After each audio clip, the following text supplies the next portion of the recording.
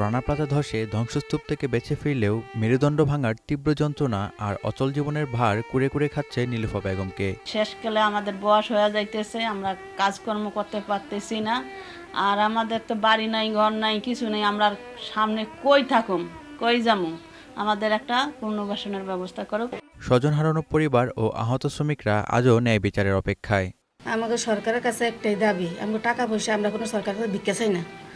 আমরা চাই আমগো টাকা, আমগো ক্ষতিপূরণ আমগরে দেখ ফিরিত করে। আমরা চাই আমগরে এই যে এই জায়গাটা একটা পুনর্বাসন করে দেওয়ার জন্য, আর একটা সুচিকিৎসা করিয়া একটা হাসপাতাল তৈরি করে দেওয়ার জন্য।